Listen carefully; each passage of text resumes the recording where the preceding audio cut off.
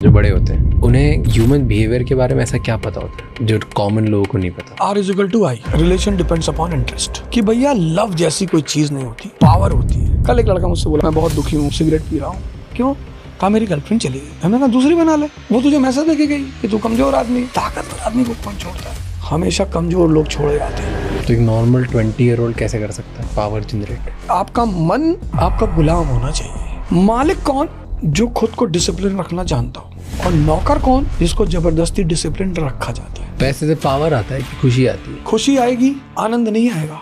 अब एक क्लर्क का अगर मन बेचैन हुआ तो वो टीवी खोल के बैठ जाएगा। लेकिन जिसके पास पैसा है और मन बेचैन हुआ, 40 लोग आपके साथ बैठ के आपकी सिर्फ कहानियां सुन रहे हैं। अब उनको पता है आप झूठ बोल रहे हो कि भैया एक बार जंगल में गए और चीता सामने पड़ा, एक चाटा मारे चीता। उसको पता है कि तुम कुत्ते को नहीं मार सकते हो चाटा। लेकिन लोग तुरंत उसमें से खड़ा होकर बोलेगा कि भैया हाँ पापा बता रहे थे, जब आप पापा भी आपके साथ गए थे भैया। ये काम करता है पैसा। कौन ज्यादा माइंड गेम्स खेलता है, लड़कियां कि लड़के? लड़कियां जब पहली बार किसी के अफेयर में पड़ती हैं तब वो माइंड गेम नहीं करती। जब वो पहली बार धोखा खाती हैं तब लड़कियां बहुत खतरनाक। आज तो नीले वाले ड्रम में बैठा दे रहे हैं। अमेरिका चाइना के आमने सामने किधर खड़े हुए? ये तो हमसे बहुत आगे। इंडिया सुपर पावर थी जब हमारे पास तक्षशिला और नालंदा जैसी यूनिवर्सिटीज थी। आज हमारे बच्चे चाइना पढ़ने जा रहे हैं। हम कैसे पावर हो सकते हैं? चाइना के ऐसा क्या है जो हमारे पास नहीं? टेक्नोलॉजी है। उन्होंने बड़ा अच्छा काम किया। No caste, no religion, no region, कोई मेंशन नहीं करे। End of personal identities. India को सुपर पावर बनने से भी क्या रोक रहा है? Economy is equal to empire. तो जब तक भारत को समझ में नहीं आएगा तब तक भारत सुपर पावर नहीं बनेगा। हम किससे कंपेयर करते रहे? पाकिस्तान से। हमने गलत आदमी से कंपेयर ही करना शुरू कर दिया। इंडिया का सबसे बड़ा जियोपॉलिटिकल ब्लंडर कौन सा लगता है? जब हम कुछ भी डिलीवर करवाते हैं या किसी से मंगवाते हैं, सबसे बड़ा स्ट्रेस होता है कि डिलीवरी पार्टनर रिलायबल है या नहीं, क्या सामान सेफ रहेगा, ट्रैक कैसे होगा, और अगर कुछ अर्जेंट हो तो स्ट्रेस और भी ज़्यादा बढ़ जाता है। इसीलिए आई यूज़ पोर्टर की वेरीफाइड डिलीवरी पार्टनर्स पे आप हमेशा डिपेंड कर सकते हैं फॉर रिलायबिलिटी, ताकि आपको वो साइकोलॉजिकल सेफ्टी मिले कि हर डिलीवरी सेफ होगी। और अब पोर्टर ने लॉन्च किया है scooter for small deliveries that need extra space and extra care. चाहे बेकरीज के केक बॉक्सेस हो, हार्डवेयर शॉप्स के सामान हो या ऑफिसेज के documents, porter scooter safely deliver करता है अक्रॉस द सिटी। तो अब डिलीवरी है हो जाएगा with Porter. Click the link in the description to know more. और साइकोलॉजी की अंडरस्टैंडिंग सिर्फ लॉजिस्टिक्स में ही नहीं बट लाइफ में भी बहुत इंपॉर्टेंट है। और इस डेप्थ को हमारे आज के गेस्ट भी समझते हैं। Awadh Ojha, a teacher and motivational speaker. वो जानते हैं कैसे सिस्टम अंडरस्टैंड करके आप पावर होल्ड कर सकते हैं और साइकोलॉजी यूज करके अपना काम कैसे करवा सकते हैं। आज हमने उनसे जाना लव और पावर में क्या इंपॉर्टेंट है, एक 20-year-old पावर कैसे बिल्ड कर सकता है, इंडिया सुपर पावर कब बनेगा, इंडियन सोसाइटी का माइंडसेट कैसे डेवलप हुआ, और साइकोलॉजिकली डेंजरस बनने के लिए कैसा माइंडसेट होना चाहिए। ये एपिसोड एंड तक जरूर देखना और मुझे बताना कि आपने इस एपिसोड से क्या सीखा।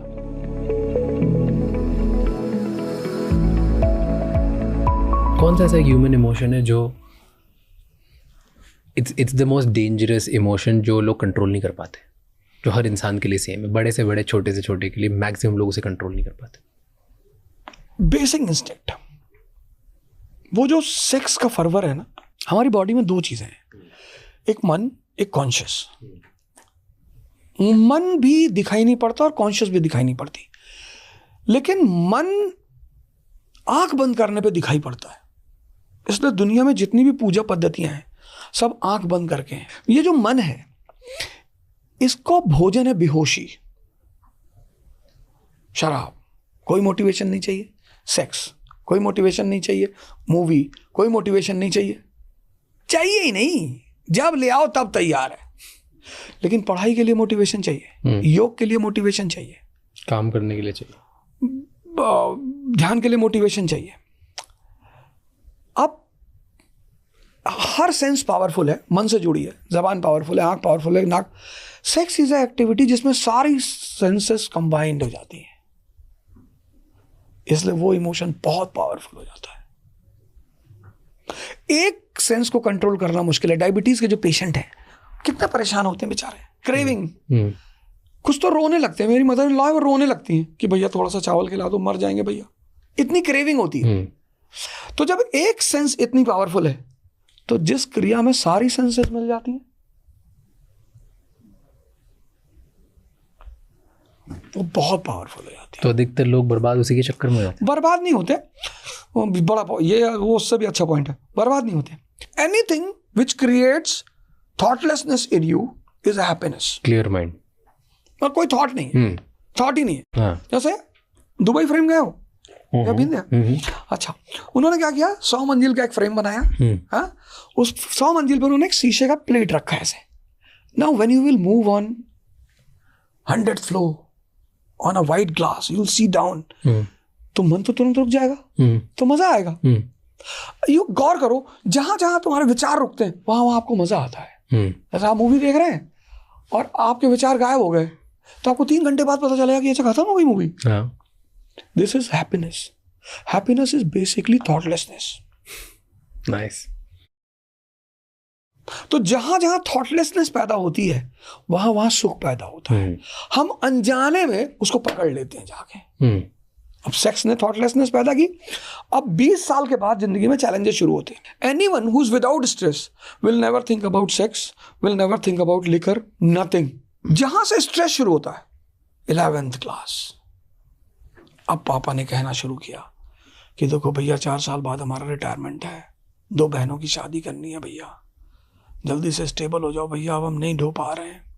स्ट्रेस, पढ़ाई, पापा, परिवार, जिंदगी, उसी में बाहर दोस्तों ने कहा take one, relax, very important, और मार दिया उसने। निकोटीन ने ब्लड फ्लो को शांत कर दिया। तो अब जब भी वो परेशान होगा वो सिगरेट पिएगा। ये सारे नशे का खेल 11 से शुरू होता है, क्योंकि वहीं से चैलेंज शुरू होता है। तो हर वो चीज जो आपको खुशी देती है आप उससे बंद जाते हो अनजाने में, क्योंकि वो आपको थॉटलेस कर रही है। झूले थॉटलेस ही तो करते हैं। और भाई स्पीड थ्रिल्स बट किल्स, क्योंकि स्पीड में जितनी स्पीड आप जाओगे थॉटलेसनेस होते चले जाओगे। तो सबसे पावरफुल इमोशन है सेक्स, क्योंकि वो तुरंत थॉटलेस करती है, तुरंत। बट बर्बाद करता है क्या, डिस्ट्रैक्ट करता है? हाँ, बर्बाद कैसे करता है? आपने उसे पकड़ लिया, आप उसको नहीं अनजाने में पकड़ रहे हो, आप सुख खोज रहे हो, आप शांत होना चाहते हो। कुछ लोग सुबह, एक आदमी ने एक शराब के दुकान मालिक को फोन किया, कहा भैया आपकी दुकान सुबह कब खुलेगी? बोले भैया 9 बजे खुलेगी। फिर फोन किया उसने 1 घंटे बाद, 11 बजे रात में, 12 बजे फोन किया, कहा कब खुलेगी? कहा भैया 9 बजे खुलेगी। फिर उसने 1 बजे फोन किया, कहा भैया आपकी दुकान कब खुलेगी? उसने कहा भैया बोल दिए 9 बजे खुलेगी, तुम बार बार फोन क्यों कर रहे हो यार? उसने कहा भैया मैं गलती से आपकी दुकान में बंद हो गया हूँ। वो शराब की दुकान का मालिक भागते हुए उसने दुकान खोला। जैसे उस दुकान खोल के अंदर गया, पीछे से एक आदमी भागते हुए आया, कहा भैया खोल दी हो तो एक बोतल दे दी। मतलब शराब एक ऐसी चीज है जो कि मेरा एक्सपीरियंस है, उसमें उसका टेस्ट ही ऐसा नहीं कि उसे पिया जाए, उसका परिणाम ऐसा है कि उसे पिया जाए। भाई आप खीर खाते हो क्योंकि टेस्ट है, आप बिरयानी खाते हो क्योंकि टेस्ट है, चाय में भी थोड़ा बहुत टेस्ट है, चाय भी टेस्टी बनती है। पर शराब, उसका परिणाम प्यारा है, वो थॉटलेस करती है, और जितना ज्यादा थॉटलेस करती जाएगी, इसलिए हर पैक के बाद या 4 पैक के बाद आदमी बोलेगा कि तेरा भाई तेरे लिए कुछ भी करेगा, और 8वें पैक के बाद बोलेगा मैं बराक ओबामा, और 12 पे तो खैर स्वर्ग में बैठा हुआ है, वो कुछ भी कर रहा है। तो ये चीजें क्या होती है, सुख के चक्कर में लोग उसे भागने लगते हैं उसके पीछे, वो पीछे भागना बर्बाद कर देता है। अब इस कंट्री की एक अलग खास बात है, इस कंट्री में जनरली 50 करोड़ लोग कायदे से रह सकते हैं, 1 बिलियन 50 करोड़। हमारे पास जितना चैलेंज है उतना ब्रिटेन के आदमी के पास नहीं है। हमारे पास ज्यादा है, ट्रू, दवा नहीं है, खाना नहीं है, दूध नहीं है, कुछ भी सही नहीं है। अब वहां जब चैलेंज ज्यादा है तो शक्ति भी तो ज्यादा चाहिए। तो अब अगर ये कंट्री ध्यान नहीं करेगी, योग नहीं करेगी, तो फिर वो मारी जाएगी, फिर वो बहुत बुरा हश्र होगा उसका। जो लोग सक्सेसफुल होते हैं, बड़े बन जाते हैं, वो लोग ऐसा क्या करते हैं कि वो कंट्रोल कर पाते हैं? कंट्रोल कोई नहीं करता, मैनेज। कंट्रोल कोई करता ही नहीं। पहला तरीका मेडिटेशन। मेडिटेशन, आपका मन स्ट्रेस फ्री है, आप उधर भागोगे। जब बेस्ट तरीका है ये, बेस्ट। मैं आज यहाँ इस चैनल से सबको, पूरे भारत को कह रहा हूँ कि the coming time is going to be a very tough time, बहुत टफ। हाँ, in India because of population बहुत टफ टाइम होगा, और चैलेंजेस बढ़ेंगी, स्ट्रेस बढ़ेगा, डिस्ट्रैक्शन, सब कुछ बढ़ेगा। और उसमें आपको ताकत चाहिए लड़ने के लिए। तो whenever you will be in stress, इसका मतलब आपके थॉट प्रोसेस बहुत एक्टिव हो जाएंगे। एक बैग थॉट आ रहा है, अब क्या होगा, नौकरी खत्म हो गई, EMI कैसे देंगे, इकोनॉमी क्रैश कर रही है। डिस्ट्रैक्शन और डिस्ट्रेस का मतलब क्या है कि आपकी थॉट प्रोसेस बहुत तेज हो गई है। अब उस समय अगर आप ध्यान करते हो तो कितनी भी बुरी परिस्थिति हो, आप थॉटलेसनेस स्थिति में बैठोगे। अगर आप चाहते हो कि आप खुश रहो तो आपको दूसरों को खुशी बांटनी पड़ेगी। मुझे तो लगता है कपिल शर्मा वैसे ही मस्त रहता होगा दिन भर। जो बंदा दूसरों को हंसा रहा है, आज लोगों ने दूसरों को हंसाना छोड़ दिया है। अगर आप किसी को हंसा रहे हो तो उससे पहले तो आपको हंसना होगा, लोगों को मोटिवेट करो, कहानियां सुनाओ, हिम्मत दो लोगों को। तो जो बांटोगे वो तुम्हारे पास भी तो बढ़ेगा। भाई आप किसी को मोटिवेशन की 4 कहानियां सुना रहे हो तो वो आप उसे सुना रहे हो, आप भी तो सुन रहे हो। और तीसरा बहुत प्यारा तरीका है, आप कोई कंस्ट्रक्टिव काम करो, गिटार बजाओ, कोई स्पोर्ट्स पकड़ लो, कुछ नहीं है बच्चों को पढ़ाओ। आप सोसाइटी में रहते हो, 10 बच्चों को पढ़ाओ। तो ये 3 सबसे प्यारे काम है। What do you think, ये सक्सेसफुल लोग जो होते हैं, क्योंकि हम उनकी बात करें, जो बड़े होते हैं, उन्हें ह्यूमन बिहेवियर के बारे में ऐसा क्या पता होता है जो कॉमन लोगों को नहीं पता? पहली चीज पता होता है R = I, relation depends upon interest. उनके कॉन्सेप्ट्स जिंदगी के बहुत क्लियर होते हैं, सिंपल, कि भैया लव जैसी कोई चीज नहीं होती, पावर होती है। लव जैसी कोई चीज नहीं होती, पावर होती है। पावर होती है। नहीं तो रिक्शे वाले को भी गुलाब मिलते यार वैलेंटाइन डे के दिन, उसका दिल नहीं होता।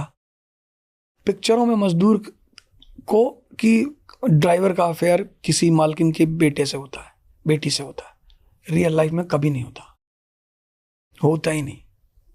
लव जैसी कोई चीज होती ही नहीं इस ब्रह्मांड में, सिंपल पावर होती है। मतलब भगवान मतलब क्या? लोग कहते हैं भैया हम भगवान को तन मन धन सब अर्पित तुमको, देखे हो? नहीं भैया देखे तो नहीं, लेकिन क्यों अर्पित तुमको? क्योंकि पावर है, ओमनीसिएंट, ओमनीपोटेंट, ओमनीप्रेजेंट। यही तो गॉड की डेफिनेशन है। मुसलमान से पूछो किसको प्यार करते हो? जी अल्लाह को करते, भले बेटे को मार रहा हो दिन भर। हिंदू से पूछो क्या कहोगे? भैया श्री राम जी, सिया राम बिना दुख कौन हरे। तो एक बार लक्ष्मी जी, विष्णु भगवान ने कहा लक्ष्मी जी से कि देखो दुनिया में सब मेरा नाम दिन भर लेते रहते, नारायण नारायण। तो लक्ष्मी जी ने कहा मेरी वजह से लेते हैं।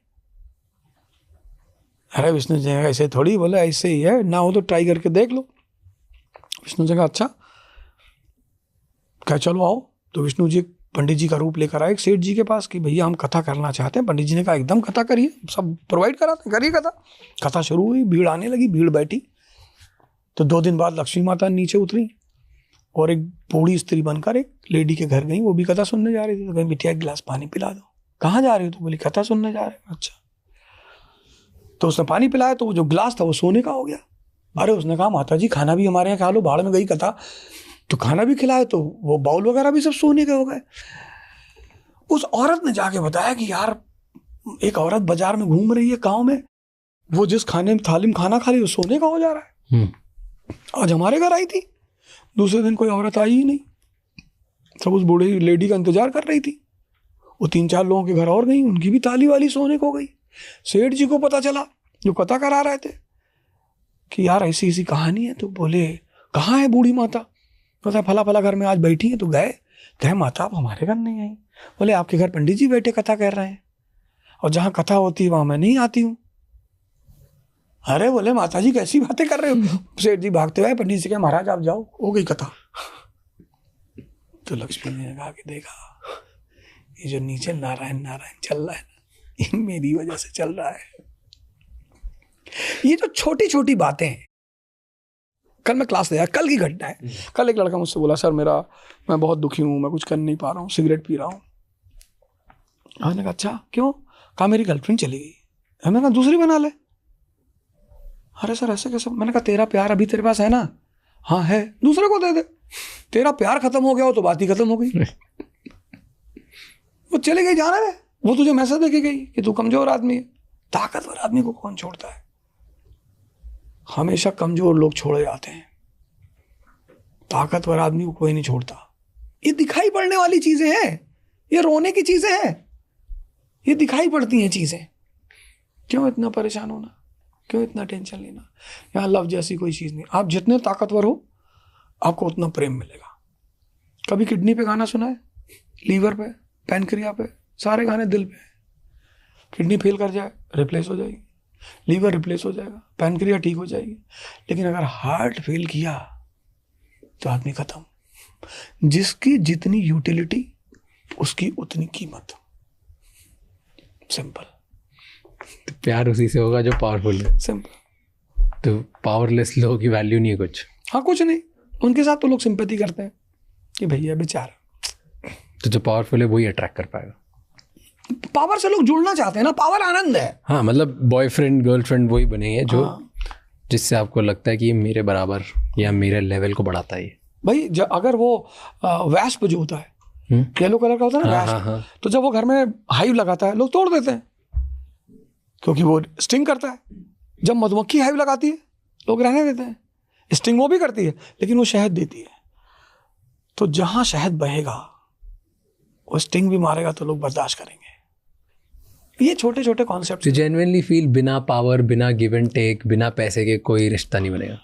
अगर होता रिश्ता तो वृद्धा आश्रम में कौन पड़ा हुआ है जिनकी लाइफ की यूटिलिटी खत्म हो गई? आज जो ओल्ड एज होम है उसमें कौन लोग हैं जिनका अब कोई यूज नहीं रहा घर में? भाई गवर्नमेंट ने कहा कि अगर हाउस 80+ के आदमी के नाम पे है तो हम हाउस टैक्स नहीं लेंगे। तो वो स्टेप क्या था कि लोगों को ओल्ड एज होम जाने से बचाओ, इनकी यूटिलिटी बढ़ाओ। अगर किसी आदमी को 10 लाख रुपए महीने पेंशन मिलती हो, कौन बच्चा उसे जाके ओल्ड एज होम में छोड़ के आएगा?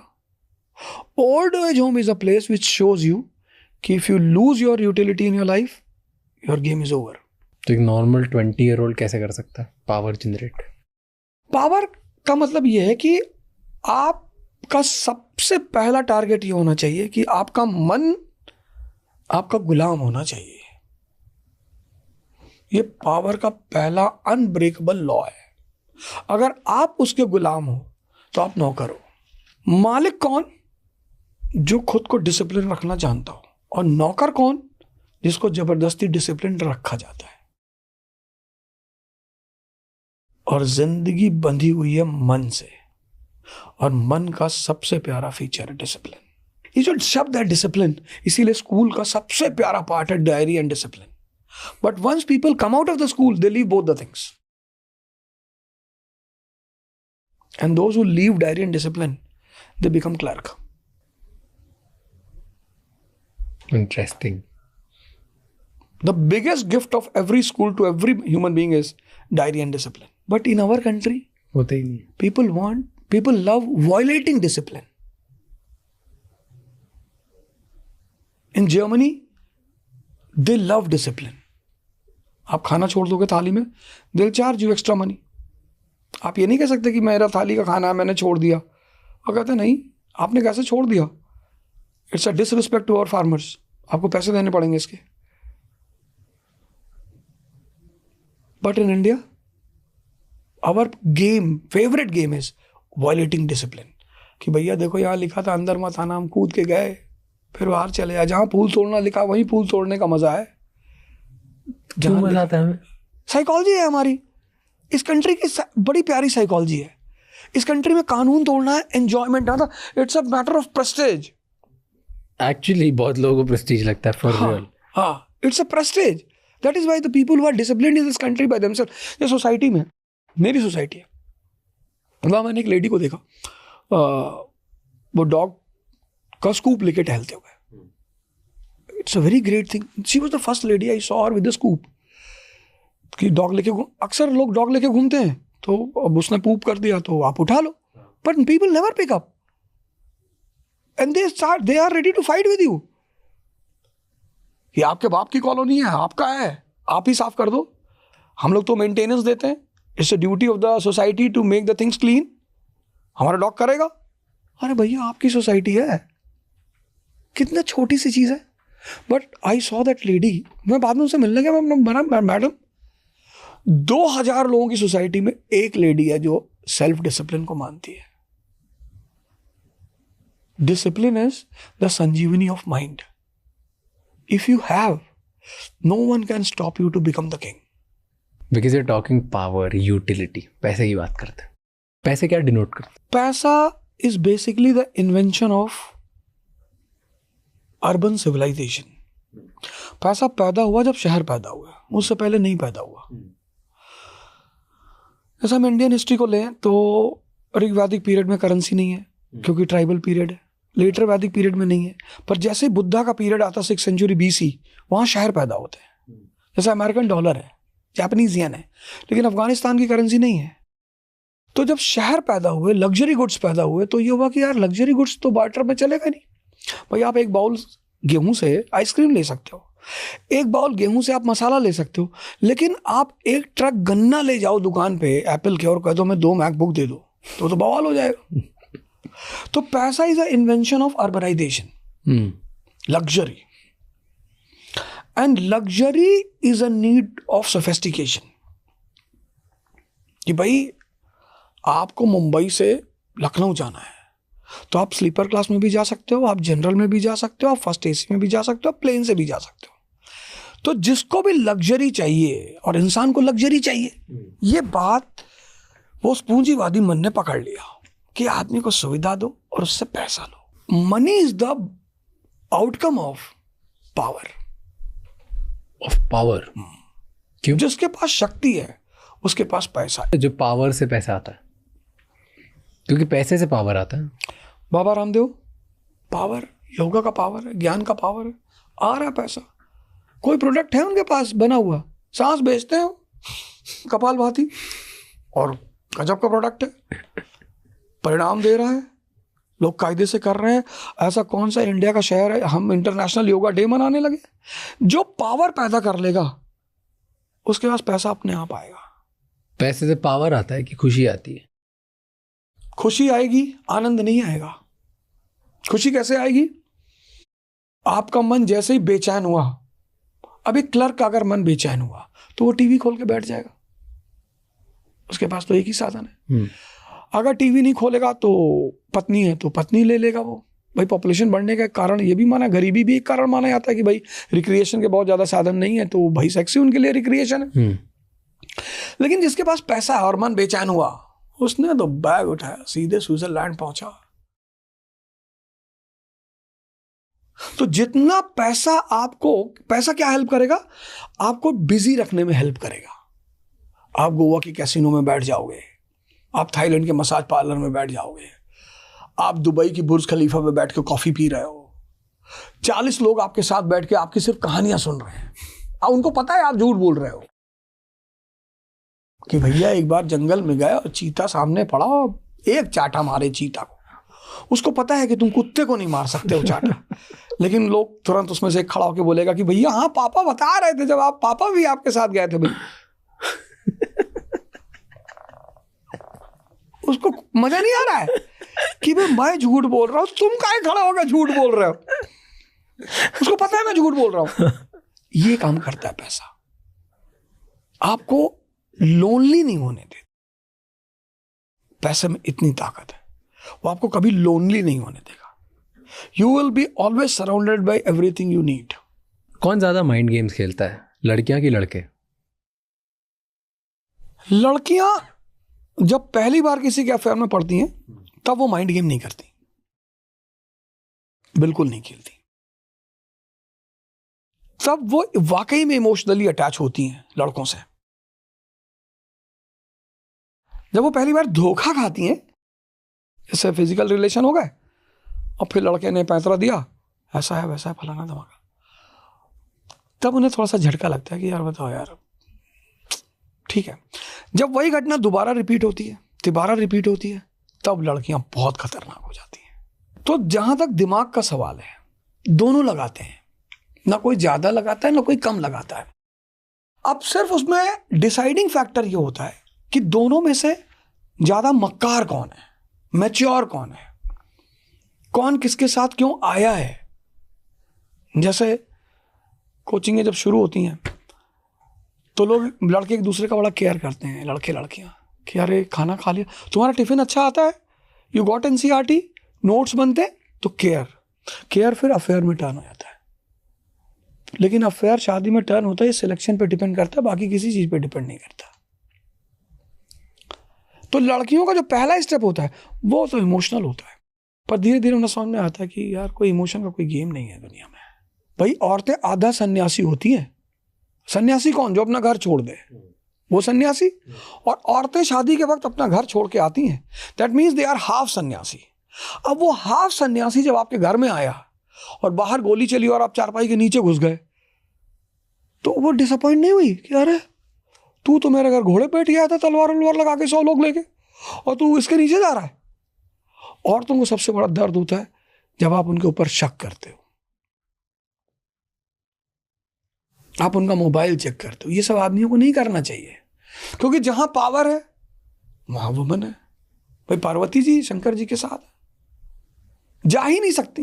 भाई सीता जी को पता था कि मेरा आदमी भगवान है, क्लियर थी इस बात पे वो, तब उन्होंने राम का त्याग नहीं किया। 14 साल उनके साथ जंगल में रही। आज तो नीले वाले ड्रम में बैठा दे रही। आपने किसी का घर छोड़वाया है तो किसी ताकत पे तो छोड़ाओगे, आपके पास वो ताकत ही नहीं है। वजह ये है कि हमारे देश में 3 तरह के लड़के होते हैं। एक चतुर्लिंगम की तरह। किसकी तरह? चतुर्लिंगम की तरह, जिन्होंने सिर्फ रटा है जिंदगी भर, जो चमत्कार का कर देते हैं, उनका क्रिएटिव माइंड है ही नहीं। फिर एक राजू की तरह के लड़के हैं, जिनको जिंदगी में सिर्फ बहन की शादी करवानी है, नौकरी पाना है, जीना है। एक फरहान टाइप का लड़का है, जिसको अपने पापा का सपना पूरा करना है और उसके पापा की आंतरिक कला चल रही है। रैंचो बहुत कम पैदा हो रहे हैं इस कंट्री में। क्यों? उस मॉडल की एजुकेशन ही नहीं। हम सोचना ही नहीं सिखाते अपने बच्चों को। हम अपने बच्चों को परसेंटेज लाना सिखाते हैं। वो लग रहा है कि लड़के सॉफ्ट हो गए, कमजोर हो गए। जनरेशन खा खा के लोग इनको ज्वार की रोटी खानी चाहिए, बाजरे की रोटी खानी चाहिए, 1000 दंड बैठक मारना चाहिए, कम से कम 50 सूर्य नमस्कार करना चाहिए। ताकत ही तो है। तो जो धनुष तोड़ेगा सीता जी उसी के साथ जाएंगी। पता नहीं लोग कब सीखेंगे इस बात को। ये डीओ लगा रहे हैं। अब वो डीओ का ऐड आ रहा है कि एक लड़का कॉलेज जा रहा है, उससे कोई लड़की कॉलेज में बात नहीं कर रही, दूसरे दिन वो एक डीओ लगा के जा रहा है। जैसे डीओ लगा रहा है रास्ते में परियां गिर रही है। ये जाहिल ऐसा कहीं होता है? हा? वो 500 मीटर चलता, कहता सर बहुत अंदर से सर नहीं है चल पा रहे सर। इनके साथ स्त्रियां रहेंगी? इनके साथ कौन रहेगा बताओ यार। अरे जिम खुले चारों तरफ, कहीं नहीं जा सकते, जिम ही चले जाओ यार। कितनी प्यारी जगह है जिम। योग नहीं कर सकते हो, ध्यान नहीं कर सकते, तो जिम तो चले जाओ। 1 घंटा हर लड़के को जिम देना ही चाहिए। मैं तो कहता हूँ 3 जगह जाओ। एक लाइब्रेरी, कुछ सोचने को मिलेगा, कोई विजन मिलेगा। नॉवेल्स पढ़ो। नॉवेल भी अजीब अजीब सी पढ़ रहे हैं। पहले लोग नॉवेल्स लिखते थे तो थीम होता था, हिस्ट्री का होता था, सोसाइटी का होता था, थीम्स होती थी। जैसे चित्रलेखा है, थीम है, वुमन थीम, सेक्स थीम है उसकी। अब पढ़ना ही नहीं है तो दिमाग विकसित कैसे होगा? तो मैं कहता हूं लाइब्रेरी जाओ, जिम जाओ और मंदिर जाओ। मंदिर जाओगे, ध्यान करोगे, आध्यात्मिक ताकत बढ़ेगी, विजन बढ़ेगा। ये जाते ही नहीं। ये तो परी की शर्ट पहनना चाहते हैं। मैं एक शादी में गया, अभी रिसेंट की बात है, 5-6 महीने पहले की बात है। मैं शादी में गया तो एक लड़का जो है वो सूट पहना हुआ था और परी का पहना था और इनका जूता पहना हुआ था, और मैं तो यही स्केचर पहना हुआ था 4-5 हज़ार का। इलेक्शन में मुझे वैसे भी ऐसा जूता चाहिए था जो खोलना उतारना ना पड़े। आया बोला सर, मैंने कहा हाँ एक फोटो ले ले। मैंने देखा, मैंने कहा सूट पहना? हाँ। मैंने कहा जला दो। कहा क्यों सर? अरे मैंने कहा मैं रामराज की शर्ट पहना हूँ 1200 रुपये की, और तुम ये कम से कम 1.5-2 लाख का पहने हो, जूता तुम्हारा 80,000 1 लाख से कम नहीं होगा। कहा जी, मैंने कहा जब इतनी कीमत तुमको सामाजिक वैल्यू नहीं दिला पा रही, आजकल के कवर बड़े प्यारे हैं, अंदर कुछ है ही नहीं। बड़ा चमकीला सा कवर लगा रखा है, चमकता हुआ, जैसे ही डब्बा खोलो तो जो चिप्स का पैकेट होता है ना, इतना बड़ा पैकेट, उसमें 12 चिप्स गिन के निकलती, बाकी हवा निकलती है। वही हाल इन युवाओं का है। इनको अपने आप को अंदर से ताकतवर करना पड़ेगा, कोई ऑप्शन नहीं है। गोंडा की बातें बताओ 2-3। Gonda is a rural city and the most important feature is it's a feudal city. Feudalism is still alive. Okay, explain. Feudalism मतलब? Feudalism मतलब landed aristocracy is dominant. Like Mumbai, capitalists are dominant. Ambani is here, Adani is here. But Gonda is a place where landed aristocracy, people have huge tracts of land. So you'll find illiteracy, you'll find landless laborers. If you see Afghanistan today, Afghanistan is a good example of feudalism. Money is missing, land बहुत है, land बहुत है, और landed aristocracy dominant है। जैसे यहाँ industrialist dominant है, वहाँ लैंडेड एरिस्टोक्रेसी डोमिनेंट है, कि जिसके जमीन है वही राजा है, वही राजा है। This is the feature of UP, Bihar, Bengal and all maximum. लेकिन स्टेट्स में, इंडिया में यही सीन है ना। एक्चुअली हमारे यहाँ राज रेवोल्यूशन नहीं हुआ। Modern world is basically the outcome of revolutions. French revolution, end of feudalism, beginning of parliamentary form of government. American Revolution, Russian Revolution, Tsar Shahi Khatam, Duma. The only country in the world which has not gone through revolution but is a modern country is Japan. Because they have voluntarily abolished feudalism. Yeah. फिर China. Mao is the builder of modern China. मार डाला सारे सामंतों को पकड़ पकड़ के। तो ये जो हम मॉडर्न वर्ल्ड देख रहे हैं, this world is the world of capitalist.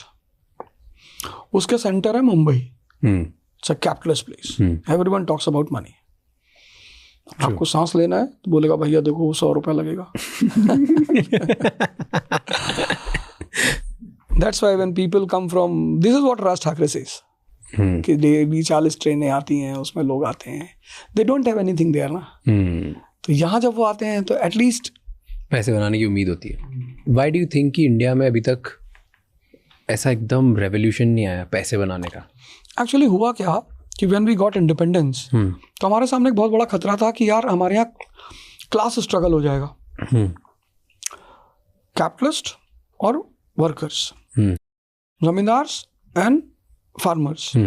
तो गांधी जी ने कहा यार क्लास स्ट्रगल होगा तो इन्फेंट कंट्री है, कंट्री खत्म हो जाएगी, तो हमें काम करते हैं, हम क्लास कोऑपरेशन की बात करते हैं।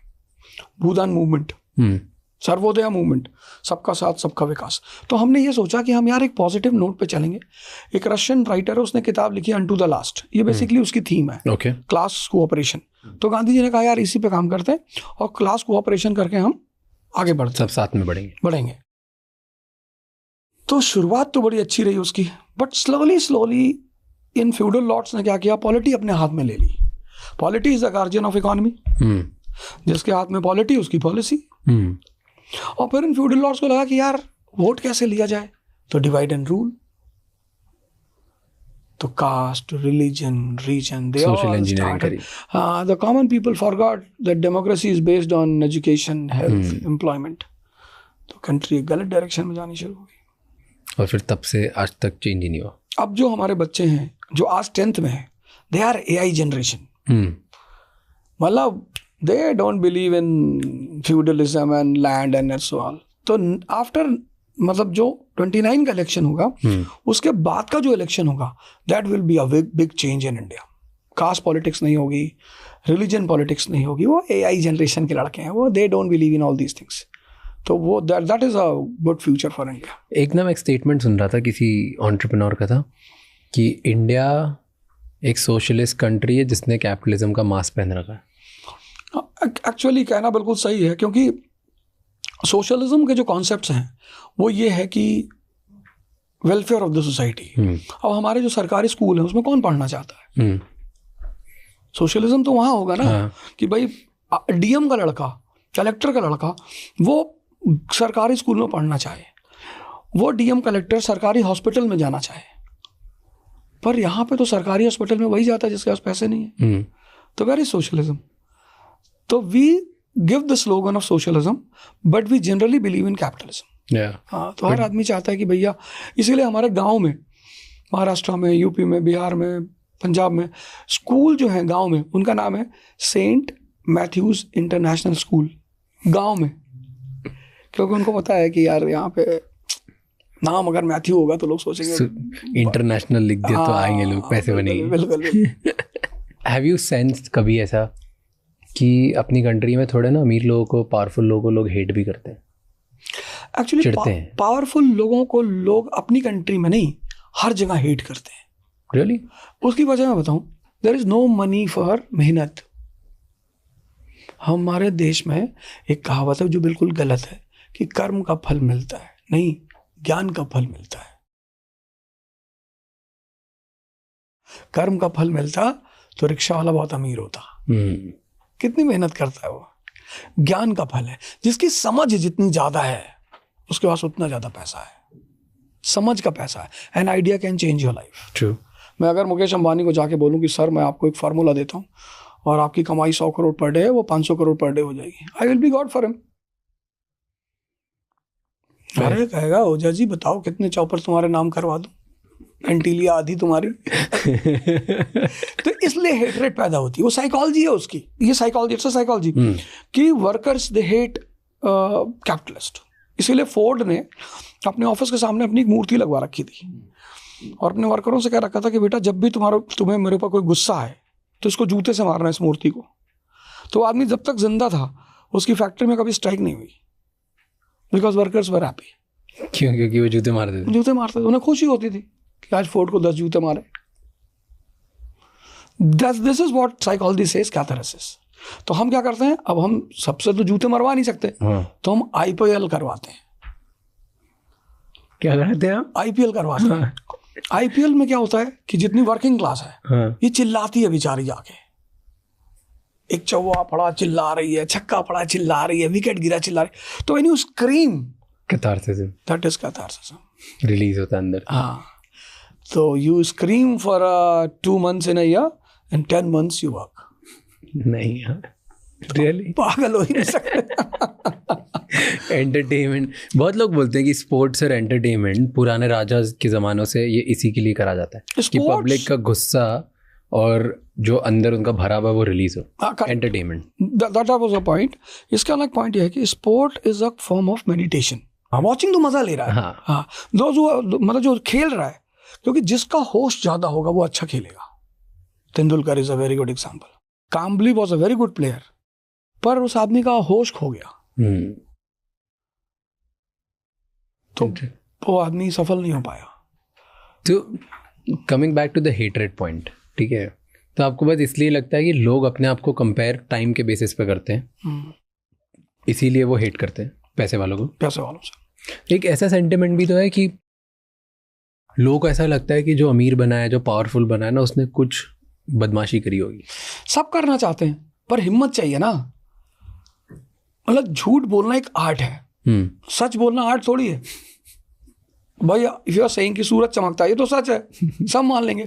बट इफ आई से कि the sun shines because of the external powers of our those and I prove it, and 1 billion 50 crore में से 70 करोड़ बिलीव करने लगे, दैट इज टैलेंट। अगर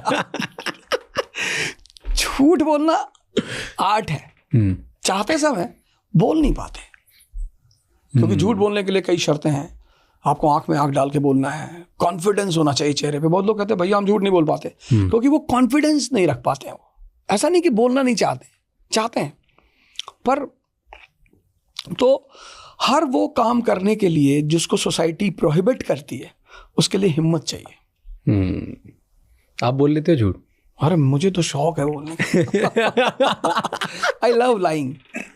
मतलब मुझे ऐसा लगता है कि यार जो काम दूसरे नहीं कर सकते वो तो करना ही चाहिए। तो हमारे टीचर्स बोलते थे हमसे बचपन में कि यार झूठ बोलने से पाप लगता है। तो मैंने कहा मैडम अगर ऐसा होता तो ये सारे पॉलिटिशियंस वगैरह सब कहाँ जाते? मैंने कहा मैम ये सारी दुनिया झूठ पे चलती है, और जिस दिन वो आदमी उस झूठ को डिकोड कर लेता है, वो या तो बुद्ध हो जाता है, या महावीर हो जाता है या कबीर हो जाता है। बस वो डिकोड करने की बारी है। परेशान तो वो रहता है पर वो छोड़ता नहीं, क्योंकि मजा भी आ रहा होता है। जब उसे डिकोड कर ले जाता है कि यार मेरी पत्नी को अगर मेरी शक्ति खुशी नहीं दे सकती तो वो मेरी पत्नी नहीं है। यानी हर वो आदमी जो मुझसे जुड़ा हुआ है वो किसी ना किसी बेनिफिट से जुड़ा हुआ है। जिस दिन वो इस बात को डिकोड कर लेता है कि I have to give benefit to everyone to be with me, तो उसको लगता है कि नहीं यार इतना फालतू में जीने से क्या मतलब। तो वो एक पार्ट ऑफ साइकोलॉजी है। मतलब it's all about understanding the things. ये पूरी जिंदगी सिर्फ एक शब्द पे चलती है, उस शब्द का नाम है wisdom, the most precious word in life. True. But इसके लिए अदर साइड भी तो होता है, जिसने डिकोड कर लिया एक तरीके का लाए या एक तरीके की दुनिया में ये ट्रूथ क्या है, वो एक्स्ट्रा सक्सेसफुल भी हो जाता है ना, मजा लेने लगता है ना मजा, क्योंकि अब उसको समझ रहा है कि दुनिया का चक्कर कैसे चलता है। तो अब वो ये सब त्यागने की जगह और चला रहा है। उसको पता है कि अगर सब मेरे से बेनिफिट की वजह से जुड़े हुए हैं तो मैं हर किसी को मिनिमम लेवल का बेनिफिट कैसे दे दूं ताकि सब जुड़े रहें और मैं बढ़ाते जाऊं कैसे लोग। इसको मैं कॉन्सेप्ट बोलता हूँ। क्या कॉन्सेप्ट? इसी चीज को कॉन्सेप्ट कहता था ना। हाँ। तो मैं कहता हूँ देख भाई, अगर तेरा बच्चा है और तू अपने बच्चे को डेली चॉकलेट नहीं देता, तेरा नेबर देता है, तो वो उसको पापा बोलेगा ये कंफर्म है। सिंपल सा गेम है। तो हर वो आदमी जिसको तुम मजा देते हो, मतलब तुम घर पहुंचे और महीने के लास्ट में 5 लाख मदर को, 5 लाख फादर को, तो बहन मिल ले आई 10 लाख उसको, तो हर आदमी कहेगा कि भैया तो भगवान की तरह है। इसको मैं कॉन्सेप्ट बोलता हूँ कि अगर आप मजा दे सकते हो दूसरों को तो आप राजा हो, नहीं तो फिर आप रोते रहो, दुहाई देते रहो कि दुनिया में कोई अच्छा नहीं है। Everyone who's crying in this world is lacking the concept of life. What is concept of life? You should know what is photosynthesis. If you can do photosynthesis in everyone's life, everyone मतलब उसके पास chlorophyll तो होना ही चाहिए। Sunlight तो वो तुम्हारी use करेगा, लेकिन उसके पास क्लोरोफिल होना चाहिए कि वो उसको एनर्जी में कन्वर्ट कर सके। बेस लेवल पे एक्सप्लेन करो। Knowing someone and using someone both are very different thing. तो जो पत्ते सूखे होते हैं वो क्लोरोफिल नहीं कर पाते, वो फोटोसिंथेसिस के लिए हरा पत्ता होना बहुत जरूरी है। और कुछ ओवर स्मार्ट होते हैं वो पिचर प्लांट होते हैं, फोटोसिंथेसिस भी करते हैं, कीड़े मकोड़ों को भी खा जाते हैं। हमें बाहर से कुछ नहीं पढ़ना होता। जैसे लोग कहते हैं ना ज्ञान के लिए ध्यान संतों के, कुछ नहीं, आपको अवेकन देखना है। ये पूरी दुनिया एक ज्ञान है, बस हमें कॉन्शियस होकर चीजों को देखना है। डेजर्ट में बारिश नहीं होती क्योंकि वहां पेड़ नहीं है, यानी जहां पेड़ होंगे ऑक्सीजन होगा वहीं बारिश भी होगी। अब इसका क्या मतलब हुआ कि पूरी जिंदगी गिव एंड टेक पे चलती है। कितना प्यारा कॉन्सेप्ट है। इसके लिए किताब पढ़ने की क्या जरूरत है? अगर आप कुछ दे नहीं सकते तो आपको कुछ मिलेगा नहीं। बस ये सिंपल कॉन्सेप्ट, और इसीलिए कुछ लोग गरीब रह जाते हैं और कुछ लोग अमीर बन जाते हैं। गरीबी इज बेसिकली कि आप, कोई गरीब होता नहीं है। अगर लोग गरीब पैसे की वजह से होते तो फिर लाल बहादुर शास्त्री प्रधानमंत्री, मतलब जिस गांव में वो थे, जहां से वो स्कूल जाते थे, तो डेली उनको पास पैसा नहीं होता था कि नाव वाले को पैसे दें, तो डेली स्विम करके जाते थे। अब तैरने में तो थकान होती है, तो उनके गांव के ही लड़के इस बात को बहाना बनाते थे कि तैरते हैं तो थक जाते हैं तो फिर पढ़ाई नहीं होती। पर वो उसको दूसरे पर्सपेक्टिव से देखते थे, बोलते थे तैरने से एक्सरसाइज होती है, बॉडी फिट रहती है, चुस्ती आती है। अब उसी एक चीज को गांव के 10 लड़के बहाना बना लिए, साहब नहीं तैरेंगे, तैर के पढ़ने जाएंगे तो नहीं पढ़ पाएंगे। एक आदमी ने उसको पॉजिटिवली ले लिया और पढ़ाई की उस आदमी ने, and that person becomes prime minister of India. जैसे मेरा दोस्त था, उसके फादर पॉलिटिशियन थे, तो मैं उसके फादर को देखता था कि लोग आते थे, नमस्ते करते थे, पैर छूते थे। मैं अपने फादर को देखता था, मैं बोलता था नहीं ये जो कहा जाता है अच्छा सब बेकार की बात है, खेल तो कहीं कुछ और ही है। ये तो बिल्कुल गलत बात सिखाई जाती कि तुम झूठ नहीं बोलोगे, ईमानदारी से रहोगे, लोग तुम्हारी इज्जत करेंगे। मैंने कहा ना, इसका आंसर कहीं और है। तो वो चीज़ें धीरे धीरे एक्सपेरिमेंट करता रहा, मैं देखता रहा, ऑब्जर्व करता रहा, तो चीज़ें अपने आप खुलनी शुरू होंगी कि नहीं, गरीबी का पैसे से कुछ भी नहीं। फॉर अ टाइम बीइंग ऐसा हो सकता है कि आपके पास पैसे ना हो, वो एक अलग बात है, बट यू आर नॉट गरीब। तो गरीबी का किससे लेना देना? पर्सपेक्टिव से। हाँ, गरीबी का लेना देना है, you don't have a thought. सोच नहीं है। सोच नहीं है। Baba Ramdev started his yogic career as a very simple saint of Haridwar. Very simple. But he came with the idea. 1991. LPG in India. Urbanization. Shahar. Business. Money. So Shahar, business, money. One side. Stress, pressure, depression on the other side. They are the outcomes of Shahar, business, money. And then he thinks, yeah, this is the right time for yoga and meditation. And he gets that idea. Today he is having 4 choppers, as far as I know, and 2 private jets. Can you imagine? He has a thought. He has a vision. और 4 personal chopper हैं और 2 private jet हैं। फोड़ दिया उन्होंने life में। Do you think कि जो अच्छे लोग होते हैं वो अमीर या पावरफुल नहीं बन सकते? थोड़े तुम्हें बदमाशी तो करनी पड़ेगी। हमारे समाज में जो लोग कमजोर होते हैं वो कहते हैं भैया हम झूठ नहीं बोलते, भैया हम बदमाशी नहीं करते। बदमाशी करनी है, मतलब स्ट्रेंथ रखनी है। ये कंट्री बेसिक कॉन्सेप्ट्स को मिस करती है। भैया हम बदमाशी नहीं करते, अच्छी बात है। पावर रखने से कौन मना कर रहा है? इसीलिए तो कंट्री पे हमेशा हमले हुए। इस कंट्री को 2000 साल से गुलाम बनाया गया। जो भी आता है इस कंट्री पे कब्जा कर लेता। क्यों? क्योंकि इस देश का आदमी कंफ्यूज्ड है। शक्ति पैदा करो, शक्ति पैदा करके अच्छे रहो। कैसे कर सकते हैं भाई? आप योग करो, ध्यान करो। हमारी कंट्री में कितनी सारी विधाएं हैं। योग gives you a powerful mind, yoga gives you a powerful body. फिर मार्शल आर्ट्स के स्किल्स हैं। पहले गांव में लड़के लाठी चलाना सीखते थे, लाठी लेके लोग चलते थे। बट इन सबसे पैसे बनाने का क्या टेंशन? नहीं, if you have a inner power you have a more strength to fight. जैसे मुंबई में जो मुंबई का इनबॉर्न होता है, ये बड़ा रियल फैक्ट है कि मुंबई के जो लड़के पैदा हुए और जो बाहर से आए, वो बहुत सक्सेसफुल हुए। उनका रेशियो ज्यादा है। उसकी वजह क्या है? गांव से आए तो लड़ने की क्षमता बहुत है। इसी पे रामधारी सिंह दिनकर ने एक लाइन लिखी, बहुत प्यारी, बहुत प्यारी। मतलब वो बड़ी विजनरी लाइन है, सोचने वाली। प्रसादों के कमकाब शिखर होते कबूतरों के ही घर। प्रसाद मतलब महल। तो जो बड़ी बड़ी बिल्डिंग्स हैं, विलास हैं, महल हैं, उनमें जो बच्चे पल रहे हैं वो कबूतर हैं। प्रसादों के कनकाब शिखर होते कबूतरों के ही घर। महलों में गरुड़ न रहता है, कंचन पर कभी न सोता है। वो जो गांव का लड़का है वो खेत काट रहा है मई की दोपहर में, वो दिसंबर की ठंडक में गन्ने के खेत में पानी लगा रहा है, बोझ उठा रहा है। उसके संघर्ष करने की क्षमता ज्यादा है। तो जिसके संघर्ष करने की क्षमता ज्यादा है, अगर उसमें थोड़ी सी मैच्योरिटी आ गई तो वो सक्सेसफुल हो जाएगा, वो फोड़ देगा। अपने फायदे के लिए थोड़ा छल कपट करते हो, उनको कुछ झूठ बातें बताते हो, तो ये जो इंसान करता है उसको फिर अच्छा इंसान नहीं बोला जाता है ना। तो अगर आप ये सब करते हो तभी बड़े बनोगे, ऐसे आपको बोलना? नहीं, ये कोई फॉर्मूला नहीं है बड़े बनने का। अब इसके 2 पर्सपेक्टिव हैं। 2, एक, आप लोगों को खुलेआम कॉटन बता के फाइबर बेच रहे हो, वो बेईमानी है। तो फील ह्यूमैनिटी होनी चाहिए, सब में ह्यूमैनिटी होनी चाहिए। बाकी तो यार बिजनेस के डेफिनेशन क्या है कि जो गंजों के देश में कंघा बेचा है। अब आपने कहा कि साहब च्यवनप्राश है हमारा, इसको खाने से आपके अंदर घोड़े जैसी ताकत आ जाएगी। चलो यार, घोड़े जैसी ना, कम से कम गधे जैसी भी तो आ जाए। जिसके च्यवनप्राश खा के चूहे जैसी भी ताकत ना आए, वो बेईमान, वो धूर्तता हो गई। भाई हम तो मान के चलते हैं ना कि यार 100% तो कुछ होगा, कुछ हुआ नहीं है, मान के चलते हैं। जैसे मैं कोचिंग देता हूँ लड़कों को, इसको पढ़ाता हूँ, तो मैं उनको बोलता हूँ कि देख भाई 100% तो ना पढ़ा पाएंगे, वो तो पक्का है।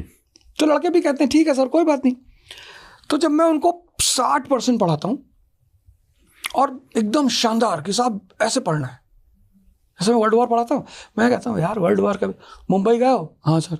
छोटा राजन दाऊद इब्राहिम के बारे में सुने हो? हाँ सर सुने। क्या था वो? सर वो डॉन थे तो ना रहे। मैंने कहा वो भी वर्ल्ड वॉर है पर शहर के लेवल पे। मुंबई की इकोनॉमी 10,000 करोड़ की है। अब जो शहर पे राज करेगा वो 10,000 करोड़ की इकोनॉमी पे उसका कब्जा होगा। तो ये जो मुंबई शहर में हो रहा है छोटा राजन दाऊद इब्राहिम, यही वर्ल्ड के लेवल पे हो रहा है। पहले वर्ल्ड वॉर में ब्रिटेन चाहता था कि पूरी दुनिया मेरी बाजार रहे, जर्मनी ने कहा आधा तो हम भी लेंगे, बस हो गया गैंग वॉर। तो अब तुम उसे मुंबई के लेवल पे देखोगे तो वो गैंग वॉर है, लेकिन वर्ल्ड लेवल पे देखोगे तो वो वर्ल्ड वॉर है। तो अब इस तरह से मैं उनको विजन देता हूं कि भाई ऐसे पढ़ना, तो कहते सर बस 60 बहुत है सर। अगर 20 का मैंने उन्हें नोट्स दे दिया तो उस पर वो खुश है। हाँ। लेकिन अगर मैंने 100 के बजाय 20 पढ़ाया और 10 के नोट्स दिए, तब फिर वो बेईमानी हो जाएगी। तो उससे आदमी को बचना चाहिए। आपको ऐसा लगता है कि जो टॉप पे होता है, जो पावरफुल होता है, वो मैनिपुलेट करता है? बिना मैनिपुलेट किए कोई टॉप पे पहुंच ही नहीं सकता, लॉ है ये। इसको मैं, जैसे हमारे से कलाम साहब थे, वो प्रेसिडेंट तो बन गए, पर वो इलेक्शन लड़ते तो हार जाते हैं, ऐसा मैं सोचता हूं। क्यों? मैनिपुलेटर नहीं है ना वो। एक मतलब APJ Kalam was a scientist. मतलब मैं तो कहता हूं हिंदुस्तान में हर आदमी को उनकी किताब पढ़ना चाहिए, ignited minds. You should have a dream, you should have guide and coaches and all. बड़ी प्यारी किताब है, पढ़नी चाहिए। तो अब किस्मत बहुत अच्छी थी, कुछ समय भी था कि वो भारत के प्रेसिडेंट बन गए। तो जब वो प्रेसिडेंट हाउस से निकलते हैं तो एक बैग उनके साथ है, 2-4 बैग हैं किताबों के हैं, बस। कहाँ पहुंच सकते हैं वो टॉप मोस्ट पोस्ट पे? भाई इंदिरा गांधी ने किसी जमाने में कहा गरीबी हटाओ, गरीबी हट गए। नेपोलियन ने यही किया। Good days ahead, 1789, French revolution, जनता परेशान, चारों तरफ डार्कनेस, इकोनॉमिक पॉलिटिकल डार्कनेस। समझ गया कि यार अंधेरा छाया हुआ, थोड़ा सा रोशनी दिखाओ इनको। उसने रोशनी दिखा दी, वो 1799 में फ्रांस का प्रेसिडेंट बन गया। मुसोलिनी यही करता है, हिटलर तो। लेकिन हाँ, अब ये जो पॉलिटिशियंस हैं, इनमें डिग्री है। मैनिपुलेट सभी करते हैं, कुछ 100% कर देते हैं कि वही कि आप च्यवनप्राश खाओगे घोड़ी जैसी ताकत आएगी, पता लगा बकरी भी नहीं है, तो वहां भी पब्लिक चटपटाती है, वो परेशान होती है। लेकिन अगर गधे जैसे भी आ गई तो पब्लिक कहती ठीक है भैया चलो इतना तो किया। तो पावर का एक वो है।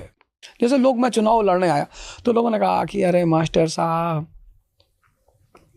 एक आध हफ्ते तो लोग बड़े आए बताने मुझे बाहर से, अरे ऐसे थोड़े होता है चुनाव, आपको पता है बहुत खतरनाक इलाका है ये दिल्ली का, यहाँ बहुत मर्डर होते हैं। मैं भी उनसे क्या कहता था, अच्छा भैया तो भैया मैं ना लड़ूं भैया। अरे आप टिकट वापस करिए, आप कहाँ चुनाव लड़ने जा रहे हैं।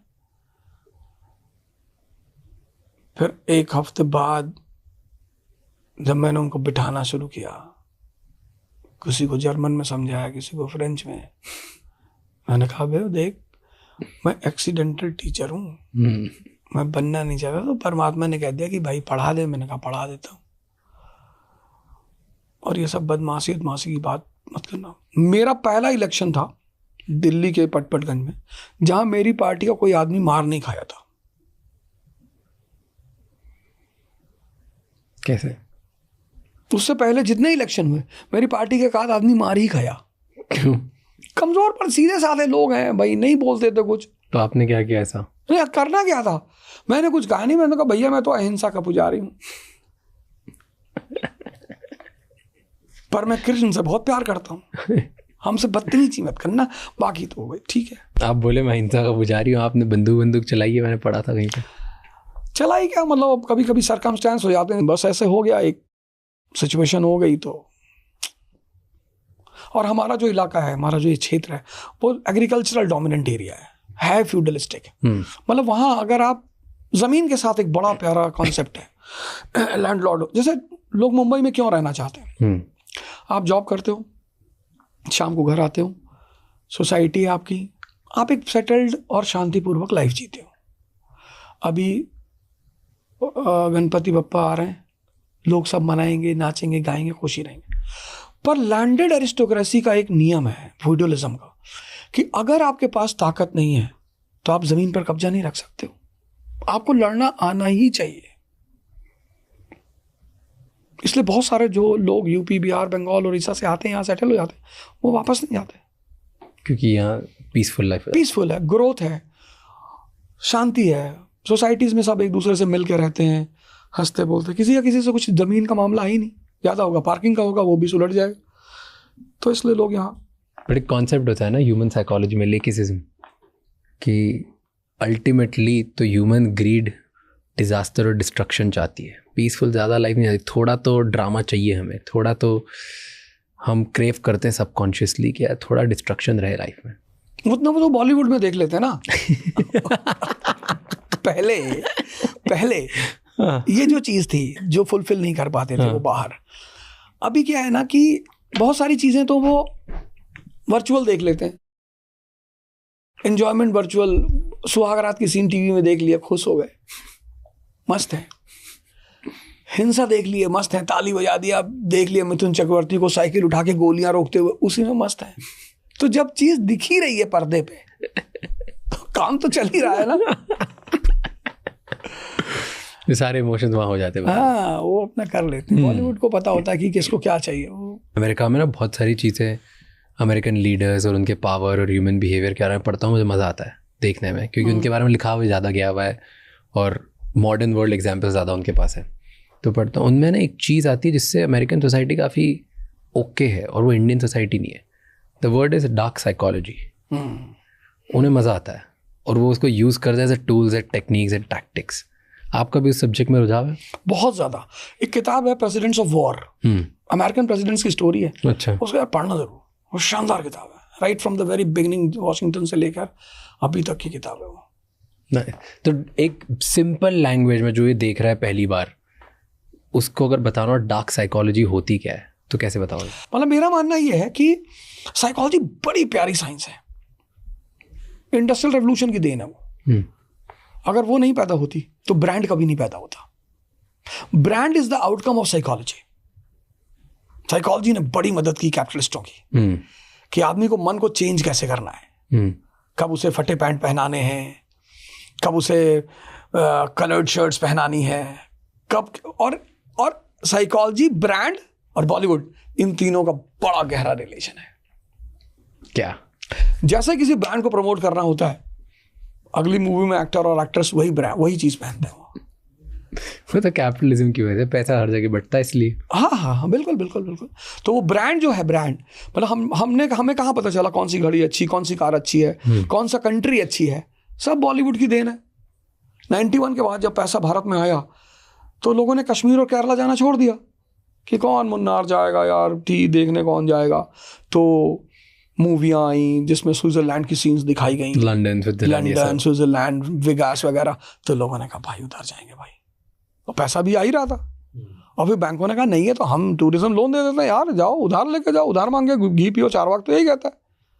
तो साइकोलॉजी मतलब कुएं, सिगमंड फ्रॉयड, इन 2 आदमी को तो मुझे लगता है हर आदमी को पढ़ना चाहिए, पढ़ना ही चाहिए। और डार्क साइकोलॉजी तो मतलब उसका कोई कहना ही नहीं। अगर उस गेम को आप समझते हो तो मुझे लगता है कि आप एज लेते हो, मतलब जो भी लोग आपके साथ हैं उनसे आप एज लेते हो। किसी को समझाना हो तो कैसे समझाएंगे डार्क साइकोलॉजी? कोई एक टैक्टिक या ट्रिक कहीं आपने एग्जाम्पल देखा? अगर ये समझाने वाला फैक्टर इंसान की पकड़ में आ जाए तो अमीर कभी गरीब होंगे ही नहीं, और गरीब कभी अमीर होगा ही नहीं। ये तो ब्लिस है कि समझ नहीं सकते लोग कि किसी को बहुत बातें समझ में आ गई, डॉक्टर अंबेडकर, कि ठीक है भैया करो बेइज्जती हमारी, पर हम पढ़ेंगे, हमें बिठाओ क्लास के बाहर, हम पढ़ेंगे, हमें पानी पीने मत दो, हम पढ़ेंगे। समझ ही तो थी। और अब वो आदमी भगवान बन गया हिंदुस्तान में। भाई कई लोग हैं, अगर हम उनसे कहते हैं भाई हम पानी नहीं पीने देंगे, वो दूसरे दिन स्कूल ही नहीं आएंगे, माँ बाप केस फाइल कर देंगे। तो हम किसी को समझा नहीं सकते। हाँ, हम एक काम कर सकते हैं, हम उसको कुछ चीजें, जैसे हमारे यहाँ क्या होता है कि अब लड़कों ने लिटरेचर पढ़ना छोड़ दिया। भाई नॉवेल्स क्या है, विजन ही तो देती है। जब आप किताबें पढ़ते हो, अब लोग ऑडियो बुक सुनते हैं, वो नहीं करना चाहिए। मजबूरी है तो कर लिया, अलग बात है। सुनने में ये बड़ा प्यारा बात ही, क्यों सुनने में हमारा मन मैकेनिकल हो सकता है और हमें एहसास होता है कि हम सुन रहे हैं, पर ओरिजिनली हम सुने ना। लेकिन पढ़ने में हम विदाउट कंसंट्रेशन पढ़ नहीं सकते। जब आपको पढ़ना है तो या तो आप नींद में आओगे या आप पढ़ोगे, पैरेलली साथ नहीं चलेगी चीज़। तो ऑडियो बुक्स ठीक है, अब भाई ट्रैवल कर रहे हैं सुन रहे हैं, वो अलग बात है, पर कोशिश करना चाहिए कि ज़्यादा से ज़्यादा बुक्स को पढ़ना चाहिए। इसलिए हिंदुस्तान में जब बुक्स पैर पे लग जाती थी तो हम उसे उठा के मत्थे पे लगाते थे, क्योंकि book is the best medium to open this. तो चाबी हो। तो लिटरेचर है, सीन्स हैं, मतलब कुछ स्टोरीज हैं जिनको हम बता सकते हैं, दिखा सकते हैं, केसेस दे सकते हैं कि भाई ऐसा हुआ, ऐसा हुआ, ऐसा हुआ। तो वहाँ पे हो सकता है कि कुछ को बुद्ध की तरह कुछ सीन समझ में आ जाए। जैसे बुद्ध ने डेड बॉडी देखी और ओल्ड एज पर्सन देखा, बीमार आदमी देखा, तो देखने से ही वो जाग गए। तो ऐसा कुछ हम दिखा सकते हैं अगले को कि हो सकता है उसका दिमाग जिंदा हो जाए, पर फिर ये वही ब्लिस है। बाकी समझा नहीं सकते, नहीं समझा सकते, नहीं लोगों को अपने आप ही चमकेगा, नहीं तो नहीं चमकेगा। बिल्कुल, हर कोयला हीरा थोड़ी होगा, पॉसिबल ही नहीं है।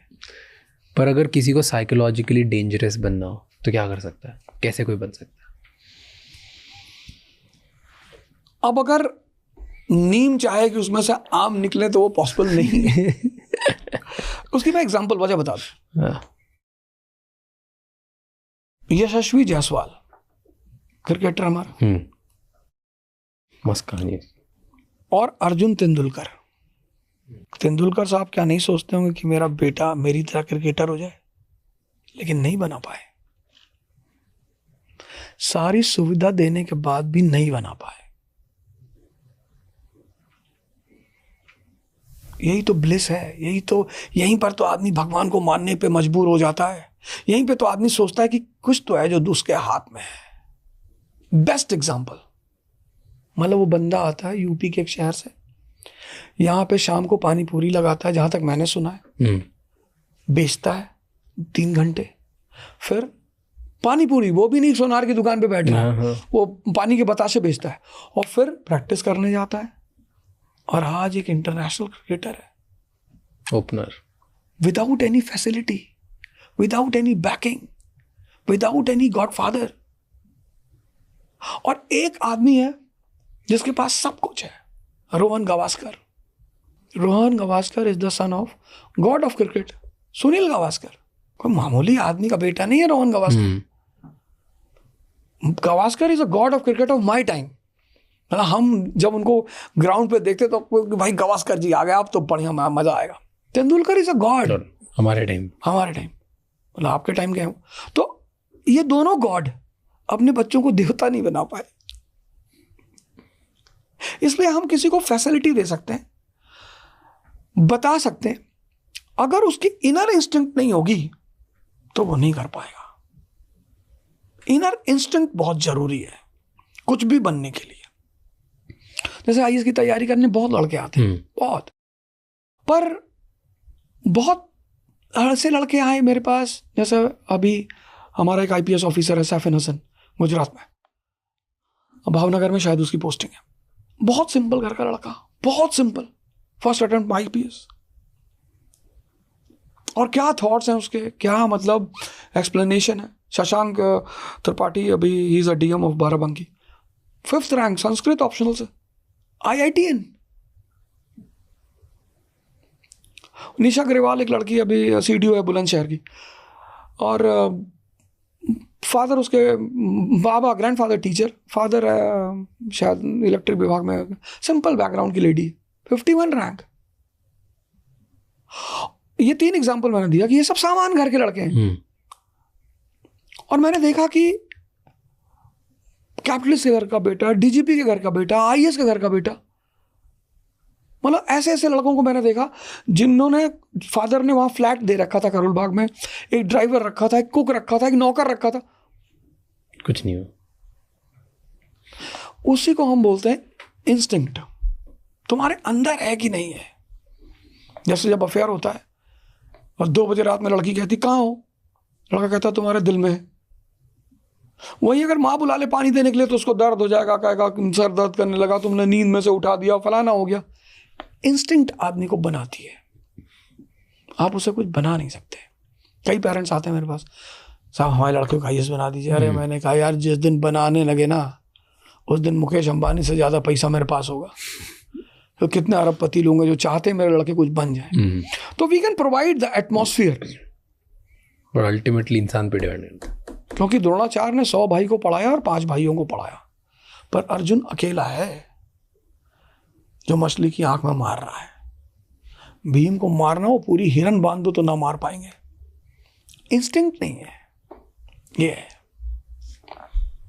तो जिसकी इंस्टिंक्ट है, जो देख रहा है, जिसके अंदर थोड़ी सी आग है, वो आगे बढ़ना चाहता है, वो कुछ और नहीं ट्रेन कर सकता खुद के दिमाग को किसी तरह से ताकि वो और खतरनाक बन जाए? बनते ही हैं लोग, बनते ही हैं लोग। मतलब अगर हम इंडिया में प्रेजेंट टाइम में एग्जांपल लें तो हमारे प्राइम मिनिस्टर हैं। मतलब इंडिया जैसी कंट्री में 3rd टाइम प्राइम मिनिस्टर बनना it's not easy task. True. India is a country of dynastic democracy. यहाँ एक नया डेमोक्रेसी है। जैसे हमारा फेडरलिज्म एक अजीब तरह का फेडरलिज्म है, क्वासी फेडरलिज्म। ना फेडरेशन है ना यूनिटरी है, क्वासी बोलते हैं, क्वासी। ऐसे India is a country of dynastic democracy. Father MP है, बेटा MLA है, ऐसे है। उस कंट्री में यहाँ रजवाड़े के घर के लोग राजनीति में दबदबा रखते हैं, 10-10 हज़ार करोड़ के मालिक हैं। उस कंट्री में वो आदमी 3rd टाइम प्राइम मिनिस्टर है, unquestionable. What do you think, India को सुपर पावर बनने से भी क्या रोक रहा है? E का कॉन्सेप्ट जब तक भारत को समझ में नहीं आएगा तब तक भारत सुपर पावर नहीं बनेगा। मतलब economy is equal to empire. Explain. 1787 में अमेरिका पैदा हुआ। It was a slum area, 13 slum areas. 1945 में अमेरिका बिकम्स वर्ल्ड पावर। आज जैसे हम अमेरिका की बात करते हैं वैसे हमारे दिमाग में आता है एप्पल। आज हम जैसे, अब ये बात चाइना को समझ में आई कि बॉस अगर वर्ल्ड पावर बनना है तो पहले इकोनॉमिक पावर बनना है। तो अगर एप्पल दुनिया में जाना जाता है तो OnePlus भी दुनिया में जाना जाता है। ये बात जापान को समझ में आई। अगर एप्पल और OnePlus जाना जाता है तो सोनी भी दुनिया में जानी जाती है।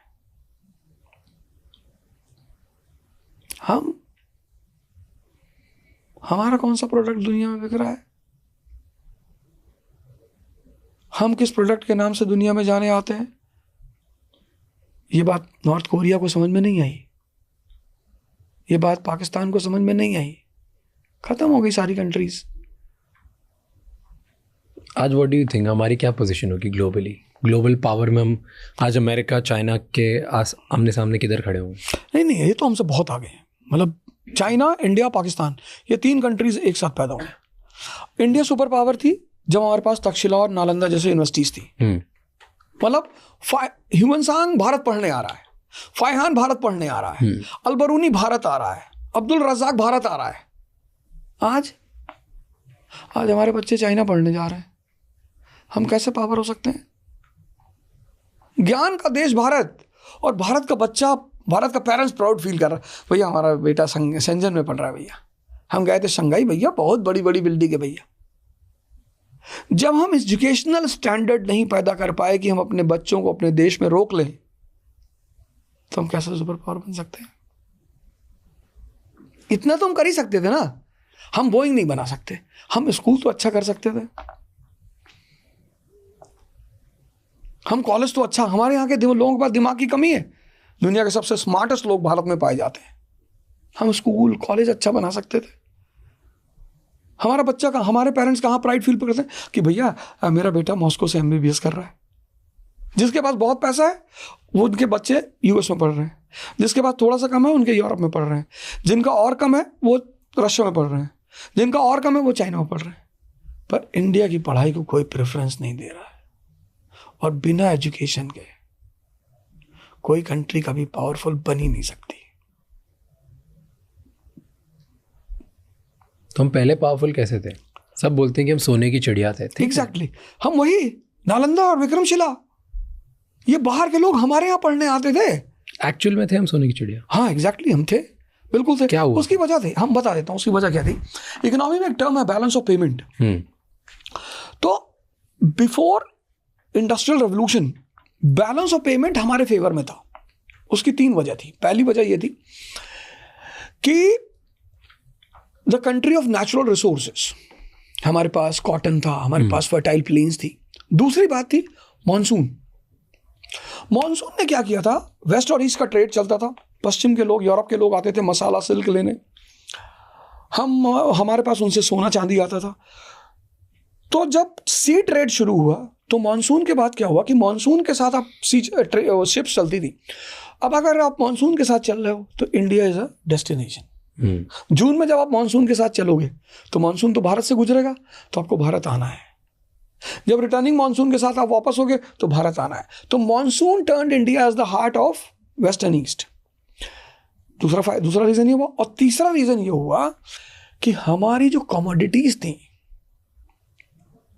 हमारा जो एक्सपोर्ट था, प्लीनी एक ग्रीक रोमन राइटर है, वो रोता है एंशिएंट टाइम में, कहता था entire gold of Rome is being drain towards India.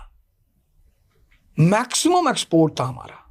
हम मसाला बेचते थे, कपड़ा बेचते थे, लेदर गुड्स बेचते थे, यूटेंसिल्स क्या नहीं बेचते थे, और उधर से हम सिर्फ शराब लेते थे और अरब से घोड़ा लेते थे। तो हमारा मिनिमम इंपोर्ट था, मैक्सिमम एक्सपोर्ट था। तो हम सोने की चिड़िया थे।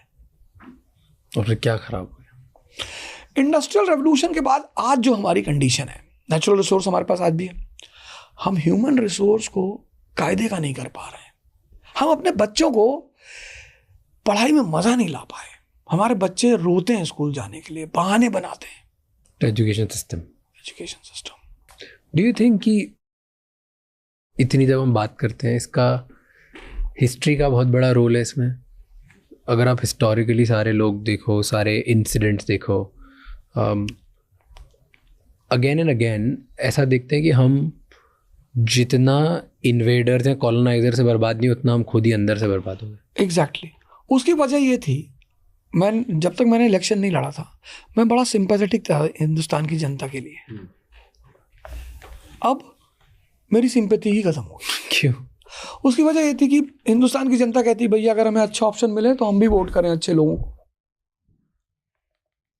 अगर मैं चुनाव जीतता तो मेरे जैसे कितने लोगों को ये बात होती कि नहीं भैया जनता साथ देगी भैया। लेकिन हमारी जनता बुरी नहीं है, मासूम बहुत है, बहक जाती है। किस चीज से? जैसे पहली चीज मैंने अपनी जनता के अंदर क्या देखा, इसको लगता है मेरे वोट से कुछ नहीं होगा भैया, हमारे एक वोट से क्या होगा भैया। उसको पता नहीं है कि यही फीलिंग जो 2 लाख लोगों की डेवलप हो चुकी है, हर 2 लाख आदमी को लग रहा है कि हमारे वोट से क्या होगा। जिस दिन ये देश डॉक्टर अंबेडकर, राम मनोहर लोहिया, जयप्रकाश नारायण, जवाहरलाल नेहरू, अटल बिहारी वाजपेयी, इनके जैसे नेताओं को चुनेगा जो अपने लिए नहीं समाज के लिए जिएंगे, अपने लिए उन्हें जरूरत ही नहीं है, उस दिन ये देश बहुत अच्छा होना शुरू हो जाएगा, बहुत अच्छा। तो क्या लगता है हम विश्व गुरु कब बनेंगे? हम कब सुपर पावर बनेंगे? नहीं, अभी तो चाइना की लड़ाई चल रही है यूएस से सुपर पावर बनने की। अभी तो वो लोग रेस में हैं, उसमें कोई इनकार नहीं कर सकता। हमें थोड़ा सा होमवर्क करना पड़ेगा अपने ऊपर, स्ट्रिक्ट डिसीजंस लेने पड़ेंगे, क्योंकि it's not a matter of time. ये ऐसा नहीं कि आज हमने डिसीजन लिया कल हो जाएगा। पॉलिटिकल डेवलपमेंट्स इमीडिएट हो जाते हैं, सोशल इकोनॉमिक डेवलपमेंट्स ग्रेजुअल होते हैं। तो अगर हम आज से एजुकेशन, इंफ्रास्ट्रक्चर, इंडस्ट्री, हेल्थ, इन 4 चीजों पे काम करना शुरू करें पॉजिटिवली, तो हमें मिनिमम 20 साल लगेगा। चाइना का ऐसा क्या है जो हमारे पास नहीं है? टेक्नोलॉजी है। तो सोच में क्या है? उन्होंने एक बड़ा अच्छा काम किया। कुछ काम उन्होंने बहुत अच्छे किए जिसका वेस्ट ने बड़ा विरोध किया। पहला, उनका पहला सुपरस्टार है डॉक्टर सन यत-सेन, 1912। उस आदमी ने कहा कोई पर्सनल आइडेंटिटी नहीं रहेगी, no caste, no religion, no region, कोई मेंशन नहीं करेगा। जैसे मेरा नाम अवध है तो only Awadh, no Ojha. End of personal identities. तो 1912 से लेके 2012, 100 ईयर्स, अब वहां सब चाइनीज है। अब वहां कोई ब्राह्मण नहीं है, कोई दलित नहीं है, कोई हिंदू नहीं है, कोई मुसलमान नहीं है। उनका दूसरा सुपरस्टार था माओ। फ्यूडलिज्म को एक झटके में खत्म कर डाला उसने 1949 से 54। फ्यूडलिज्म खत्म, ग्राउंड सेटल हो गया कैपिटलिज्म के लिए। 76 में माओ मरता है, डेंग ज़ियाओपिंग आता है, उसको लगता है कि बस अब भाई साहब ग्राउंड रेडी है, अब अमेरिका से हाथ मिलाना चाहिए। कितना सिस्टमैटिकली काम किया इन लोगों ने। Democracy, no universal adult franchise, ये 500 रुपए पे लेके वोट कर देंगे। तो पहले उनको समझाओ डेमोक्रेसी क्या है, सिंगल पार्टी सिस्टम। क्योंकि डेमोक्रेसी ब्रिटेन में डेवलप हुई 400 ईयर में, तभी तो इतनी मैच्योर डेमोक्रेसी है। 1215 से 1688, मैग्ना कार्टा से ग्लोरियस रेवोल्यूशन, 400 साल। That is why they have the strongest democracy in the world. Gradual. हमारे यहाँ लोग जानते नहीं डेमोक्रेसी, मेजॉरिटी जानते नहीं, जो बेचारे जानते हैं वो माइनॉरिटी में है, वो जो शहर का पढ़ा लिखा आदमी है, गांव में थोड़ा बहुत समझदार आदमी है, उसकी कोई सुनता ही नहीं।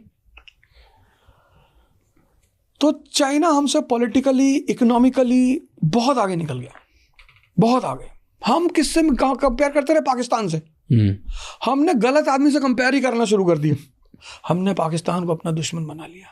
कहते हैं ना, man is known by his friends, मैं कहता हूं man is known also by his enemies. सबसे दुश्मनी नहीं करना है। कुत्ता, हर भौंकते हुए कुत्ते को आप मारने लगोगे तो आप अपने डेस्टिनेशन तक कभी पहुंच ही नहीं पाओगे। ये सब बड़ी बड़ी गलतियां की हमने। पाकिस्तान ने हमें दुश्मन बनाया ना, हमने थोड़ी किया। पाकिस्तान को हम विलय कर लेते ना अपने अंदर। है क्या उनके पास? कुछ है ही नहीं। अब उन्होंने अपने आप को मिसयूज किया। उनके पास चीजें बहुत थी। अगर वो भी पॉजिटिव नोट पे काम करते हैं, वो भी बिस्मार्क को अगर पढ़े होते कि पहले कंट्री को इकोनॉमिक पावर बनाओ फिर वो पॉलिटिकल पावर बन जाएगी, तो उनका भी कंडीशन अच्छा होता। और दो पावरफुल पड़ोसी जब आपस में रहते हैं तो एक दूसरे का ख्याल रखते हैं। भाई हम दोनों का पैलेस अगल बगल है तो हम एक दूसरे को कभी डिस्टर्ब नहीं करेंगे। And if we both are living in a slum area, तो कभी हम यार तुम्हारे घर में पत्थर मार देंगे, कभी हमारे घर में मार दोगे। तो अगर पाकिस्तान पावरफुल हो जाता है, अचीवमेंट हो जाती, तो वो भी कहता है कि छोड़ो यार, हिंदुस्तान से दोस्ती करके रखो। इन्होंने अपने आप को मिटा लिया। अब उनके पास खोने को कुछ है नहीं। हमने अपने आप को काफी बना लिया है। हाँ, ऐसा नहीं कि हमने नहीं बनाया, हमने अपने को बहुत बनाया है।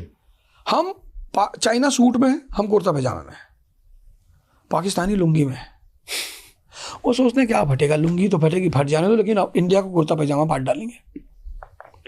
इसीलिए तो कहावत है ना, नंगा नाचे फाटेगा। तो उनको हमसे लड़ने में डर नहीं लगता, वो जानते हैं हम तो ऑलरेडी नंगे। तो ये जो चीजें हुई, अभी क्या है ना कि आजकल के जो युवाओं को मैं देखता हूं, उनका पूरा माइंडसेट बहुत सारे युवाओं का बदल गया, बहुत ज्यादा बदल गया। मतलब पता नहीं कहाँ किस डायरेक्शन में जा रहे हैं, क्या सोच रहे हैं, लेकिन आने वाला समय हमारा अच्छा है। डू यू थिंक कि इंडिया, क्योंकि अभी तो हमारे दोनों नेबर्स टेक्निकली ज़्यादा खास नहीं है, तो do you think India 2 front war के लिए रेडी है? नहीं, ये दिक्कत हमारे साथ, एक से मिलिट्री वॉर है, एक से इकोनॉमिक वॉर है। हमारे साथ ये दिक्कत शुरू से थी। जब हम 1947 में हम पैदा हुए, इंडिया पैदा हुई, तो हमारे पास एक बहुत बड़ा सुकून था कि तिब्बत इंडिपेंडेंट था। और शिमला एग्रीमेंट जो 1914 का था, उसमें चाइना से हमने एग्रीमेंट किया था कि भैया तुम तिब्बत पे कब्जा नहीं करोगे, Tibet will be a buffer between India and China. तो हम ठीक थे, सुकून में थे कि चलो यार, तिब्बत का प्लेटो का क्रॉस करते करते इनको टाइम लगेगा, हम मैनेज कर लेंगे। लेकिन जब चाइना ने तिब्बत पे कब्जा कर लिया, वो हमारे लिए बहुत बड़ा चैलेंज हो गया। अभी वो ब्रह्मपुत्रा पे डैम बना रहे हैं। अब चाइना को काउंटर बैलेंस करना, क्योंकि चाइना हमसे बार्गेन करेगा, वो हमसे वॉर नहीं करेगा, वो हमसे बार्गेन करेगा। वो हमसे कहेगा काम करो यार, हमको अपना जो तुम्हारा बुलेट ट्रेन प्रोजेक्ट है ना, वो हमको दे दो, क्योंकि हमने तो गुजरात का बुलेट ट्रेन प्रोजेक्ट जापान को दे दिया। चाइना के पास फॉरेन रिजर्व की भरमार है, इन्वेस्टमेंट नहीं करेगा तो पैसा बढ़ेगा नहीं। अब वो हमारे पे प्रेशर बनाएगा हमारी मार्केट को कब्जा करने का, और जहां वो मिस करेगा वहां वो पाकिस्तान को इंस्टिगेट कर देगा कि भाई तेरे पास तो वैसे भी कुछ नहीं है, तू ले ले हमसे $500 मिलियन, जा एक काम कर, इंडिया इकोनॉमिक कॉरिडोर बनाने जा रहा है मुंबई में, अटैक करवा दे। अब इंडिया अगर मुंबई में अटैक हो जाएगा तो जो बाहर के इन्वेस्टर वो आएंगे ही नहीं कि भैया तुम्हारी कंट्री में तो सिक्योरिटी ही नहीं है। भाई आज दुनिया के इन्वेस्टर चाइना में क्यों बैठे हुए हैं? सिक्योरिटी है। बिजनेसमैन को क्या चाहिए? Security, law and order. China तुरंत भड़का देगा। जैसे इंडिया में इन्वेस्टर्स आएंगे वैसे चाइना पाकिस्तान को इन्वेस्टिगेट करेगी, $40 मिलियन करना क्या सरकार, दबा दे यार, 2-4 बदला के करते। तो ये जो 2 फ्रंट पे हम लड़ रहे हैं, ये हमारे लिए बहुत बड़ा चैलेंज है, बहुत बड़ा। क्या करेंगे हम? हमें तो सबसे पहला काम ये करना है, हमने हमेशा इसकी कोशिश की कि हमने पाकिस्तान को हमेशा मोस्ट फेवर्ड नेशन का दर्जा दिया। इसीलिए दिया क्योंकि हमें पता था कि अगर ये समझेंगे कि भाई हम तो बन रहे हैं, तुझे भी बना देंगे, तू चाइना से मदद लेते लेते एक दिन कॉलोनी बन जाएगा चाइना की, ये नाहक में तेरी मदद नहीं कर रहे हैं, ये तुझको इतना पैसा दे देंगे और फिर तुझे अपनी कॉलोनी बना लेंगे और तू खत्म हो जाएगा। लेकिन अब ये बात पाकिस्तान को समझने के लिए बहुत देर हो चुकी है, क्योंकि चाइना के स्लीपर सेल्स इतने स्ट्रांग हैं पाकिस्तान में कि जो राजनेता इमरान खान की तरह पाकिस्तान को ताकतवर बनाने की कोशिश करेगा वो जेल में जाएगा या फिर उसकी हत्या होगी बेनजीर भुट्टो की तरह। बट अमेरिका का भी तो बहुत ज़्यादा इन्फ्लुएंस है पाकिस्तान के ऊपर, एंड अमेरिका एंड चाइना की लड़ाई है आपस में, तो अमेरिका कुछ नहीं कर रहा क्या इसमें? नहीं करेगा अमेरिका एक्चुअली अमेरिका के दो बेटे हैं, दो, एक उनका अडॉप्टेड बेटा है, एक रियल बेटा है। जो अडॉप्टेड बेटा है वो 1947 में पैदा हुआ पाकिस्तान, ये उनका अडॉप्टेड बेटा है। इसको उन्होंने पैदा इसलिए किया 1947 क्योंकि 45 में सेकेंड वर्ल्ड वॉर खत्म हुआ और 47 में अमेरिका ने मनी लेंडिंग शुरू कर दी, मार्शल प्लान। तो उधर रशिया कम्युनिस्ट कंट्री, और ये कम्युनिज्म की लहर चाइना में माओ ने स्ट्रांग कर रखी थी, इंडिया में स्ट्रांग हो रखी थी, नक्सलिज्म वगैरह बढ़ रहा था। तो अमेरिका को लगा कि इनकेस चाइना कम्युनिस्ट कंट्री बना और by chance Bharat communist country बना तो हमारा एक अड्डा होगा सेंट्रल एशिया में कैपिटलिस्टों का, क्योंकि उन्हें ईरान के ऑयल रिजर्व्स पर नजर रखनी थी। तो एक बेटा पाकिस्तान जो ईरान पे नजर रखेगा और दूसरा बेटा इजराइल जो अरब वर्ल्ड पे नजर रखेगा, और दोनों मिलकर कैपिटलिज्म के इंटरेस्ट की रक्षा करेंगे।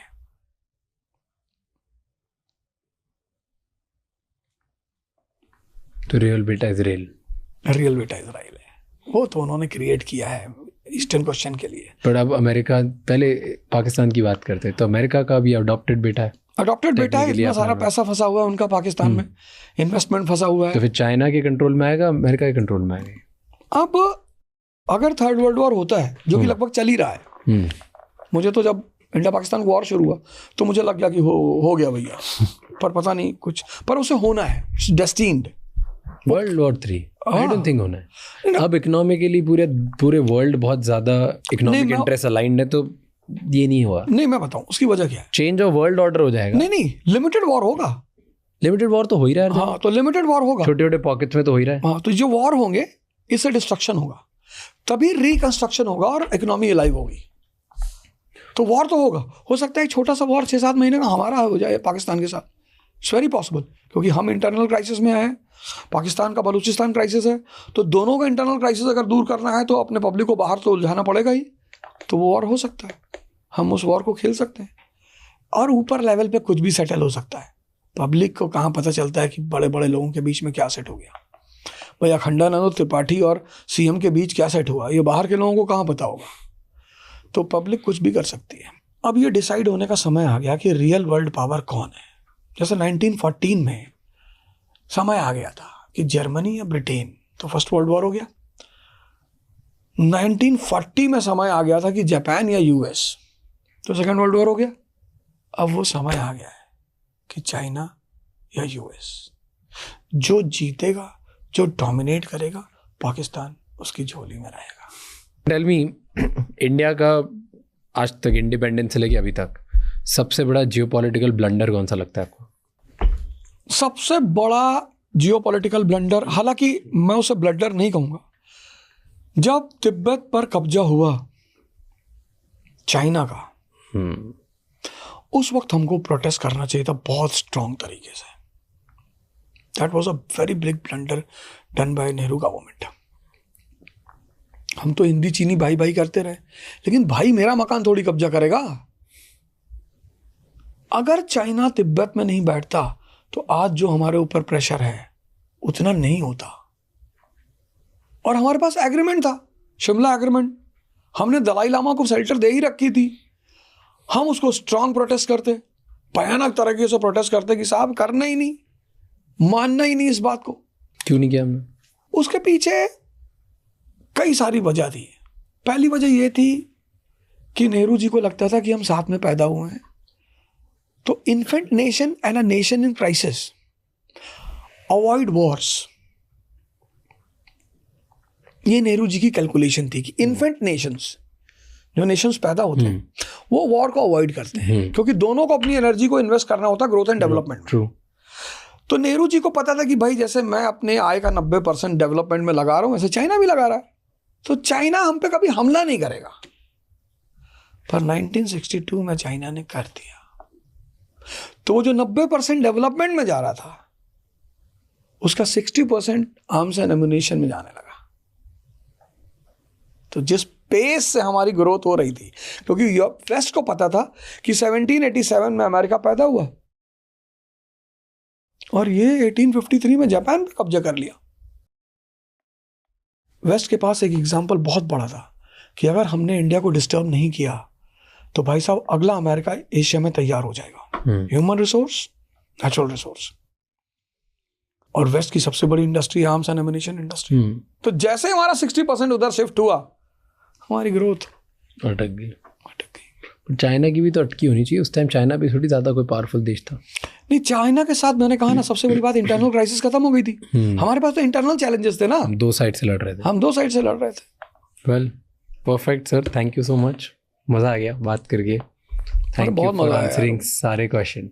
आपको एक्टर बनना है? नहीं। कोई एक आध सीन मिल गई। सुभाष घई की आदत थी ना बीच में एक थोड़ी सी सीन करने की, वो अलग बात। क्योंकि acting is a very big art, बहुत बड़ी कला है। बट कहानियां सुनाओगे, मजे करोगे। हाँ, थैंक यू सो मच ये एपिसोड एंड तक देखने के लिए। अब आपको पता है आपको 3 चीजें करनी है। सबसे पहले इस चैनल को सब्सक्राइब कर लो ताकि इसी तरह हम और भी वैल्यूएबल गेस्ट लाते रहें। नंबर 2, मुझे कमेंट्स में बताओ कि इस एपिसोड में आपको क्या अच्छा लगा और कौन से ऐसे गेस्ट हैं जो आप देखना चाहते हो हम इस एपिसोड में, इस पॉडकास्ट में लेके आए।